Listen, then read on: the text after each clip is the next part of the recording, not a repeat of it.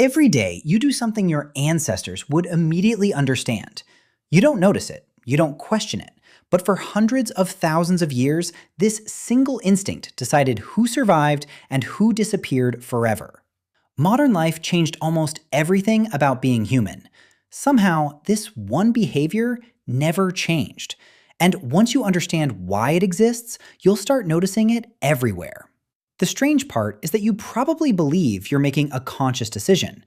You're not. Your brain usually decides first. You simply explain it afterward. Imagine walking into a crowded room. Within seconds, before anyone speaks, you've already formed impressions.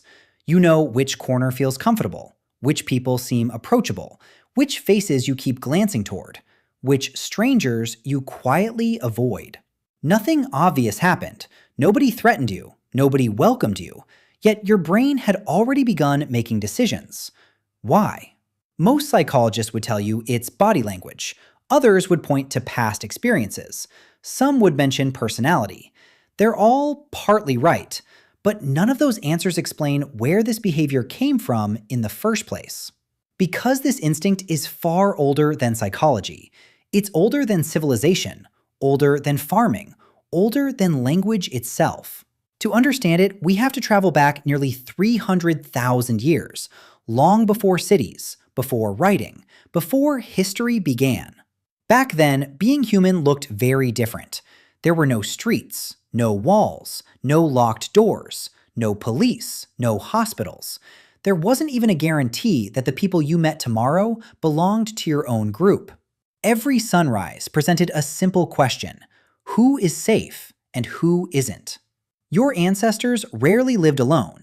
Anthropologists studying hunter-gatherer societies estimate that early human bands usually contained somewhere between 20 and 50 individuals, small enough for everyone to know one another, large enough to survive together. Inside those groups, cooperation meant everything. Food was shared, children were raised collectively, knowledge passed from one generation to the next around campfires. But outside the group, the world became unpredictable. Another tribe might trade peacefully, or they might steal your food, or they might simply disappear into the trees without ever being seen again. The problem wasn't that every stranger was dangerous. The problem was that you couldn't know which ones were. And evolution has always hated uncertainty. When faced with uncertainty, survival rarely rewards perfect decisions. It rewards fast ones. Imagine hearing footsteps behind you while walking alone through a forest 100,000 years ago. You could stop and investigate, or you could immediately prepare for danger. If you guessed wrong and became cautious for no reason, you wasted a few moments. If you guessed wrong in the opposite direction, you never got another chance. Evolution consistently favored brains that reacted before they had complete information. Better to mistake the wind for a predator than a predator for the wind. Psychologists have a name for this today. They call it the smoke detector principle. A smoke detector is designed to go off even when there's no real fire. Burnt toast, steam from the shower, a little cooking smoke. False alarms happen constantly because missing one real fire is far more expensive than reacting to 10 fake ones. Your brain works the same way. It isn't trying to be perfectly accurate. It's trying to keep you alive. And over thousands of generations, that simple strategy reshaped the way humans perceive the world. Long before you consciously evaluate a situation, your brain is already searching for tiny patterns: movement, expressions, distance, voices, posture, the direction someone is looking, whether they're moving toward you or away from you. Most of this happens so quickly that you're completely unaware it's taking place. You experience only the conclusion, a feeling, a first impression, a sense that something feels right or wrong. But this ancient system wasn't built for offices, or shopping malls, or airports. It was built for open plains, where one mistake could erase an entire bloodline. And remarkably, scientists now believe that this instinct still begins influencing your decisions in less time than it takes to blink. The evidence for that is even stranger than the instinct itself. In 1996, psychologist Nalini Ambady at Harvard University ran a remarkably simple experiment. She showed college students silent video clips of professors. No audio, no lectures, just a few seconds of body language. The students were then asked to rate the professor's competence, confidence, and teaching ability. Here's the strange part. Their judgments closely matched the evaluations made by students who had spent an entire semester in those professors' classrooms. Some of the clips lasted only 6 seconds. Your brain can begin forming surprisingly accurate social impressions almost immediately. But that's only part of the story, because those first impressions don't begin the moment you see someone. They begin even earlier. Deep inside your brain sits a small almond-shaped structure called the amygdala. Long before your conscious mind has finished recognizing a face, the amygdala is already asking one question: safe or dangerous? It doesn't care about names.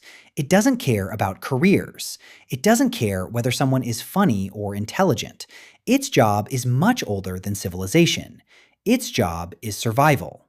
Neuroscientists have found that the amygdala can respond to emotionally important visual information in just a fraction of a second, fast enough that your body can begin preparing for action before you're consciously aware you've seen anything unusual. You experience this as a feeling, a gut instinct, an unexplained sense that something isn't quite right, or sometimes that someone immediately feels trustworthy. Modern life often teaches us to distrust these reactions, and that's probably wise. The world your brain evolved for no longer exists, but the system itself never disappeared. Think about how you choose a seat inside a restaurant. Very few people sit in the exact center of a crowded room if they have another option. Many instinctively choose seats facing the entrance. Others prefer sitting against a wall. Some feel uncomfortable when strangers stand directly behind them. Most people never stop to ask why. Anthropologists believe these preferences echo an environment where maintaining visibility dramatically increased the chances of detecting threats before they reached you. The room changed, the instinct didn't. The same pattern appears almost everywhere.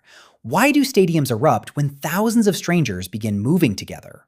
Why do audiences instinctively clap in rhythm? Why does laughter spread through an entire crowd? Why do people unconsciously mirror another person's posture during conversation? Evolutionary psychologists call this social synchrony. For early humans, belonging wasn't simply comforting, it was essential. A person separated from the group faced predators alone. They hunted alone, slept alone, recovered from injuries alone, and often they didn't recover at all. Over countless generations, natural selection rewarded brains that constantly monitored social acceptance. Your ancestors who noticed exclusion early had time to repair relationships before isolation became permanent. Those who ignored social signals often paid a much higher price. This may explain something surprising. Brain imaging studies have repeatedly shown that social rejection activates many of the same neural regions involved in physical pain. Your brain doesn't completely distinguish between a broken relationship and a physical injury.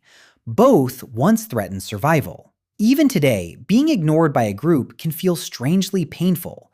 Not because modern rejection is usually life-threatening, but because your nervous system still remembers a world where it often was. And perhaps nowhere is this instinct more obvious than on the internet. Every notification, every comment, every like, every follower. Your brain quietly interprets them as tiny pieces of social information. Acceptance, recognition, belonging, or sometimes the absence of all three. Social media companies didn't invent this instinct. They simply built platforms that interact with systems evolution created hundreds of thousands of years ago. Your phone isn't hacking your brain. It's speaking a language your brain has understood since long before history began. But here's where everything becomes even more interesting. Because if this instinct evolved to protect us, why does it sometimes make us afraid of people who pose absolutely no danger? Why do first impressions occasionally become completely wrong? Why do biases exist at all? The answer reveals one of evolution's greatest strengths and one of its greatest flaws. But here's the strange part. The same instinct that helped your ancestors survive can also lead them completely astray.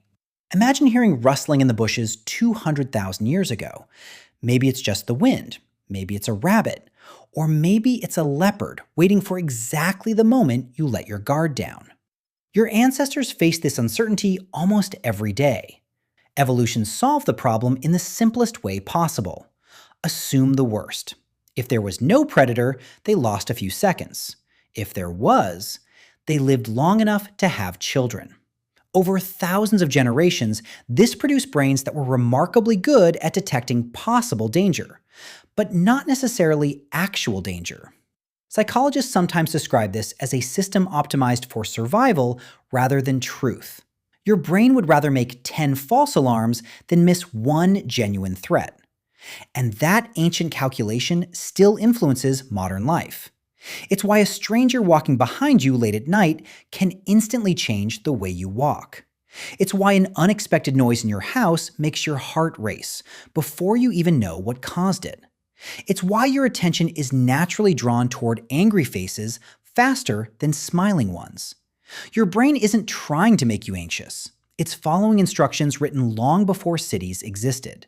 But if this system is so ancient, why hasn't evolution simply updated it? The answer lies in something called evolutionary mismatch. Biologists use this term to describe traits that evolved for one environment but now operate in another. Your craving for sugar once helped you survive famine. Today, it contributes to obesity. Your desire to conserve energy once protected you during food shortages. Today, it makes exercise feel optional. And your ancient threat detection system now spends much of its time scanning office meetings, crowded trains, online arguments, and social media notifications. The hardware stayed the same, only the world changed. Researchers in evolutionary psychology often argue that our brains are adapted for small communities where most faces were familiar. Today, a single day can expose you to more strangers than your ancestors met in an entire year. Your nervous system is processing a world it was never designed to experience. That doesn't mean your instincts are broken. It means they're ancient.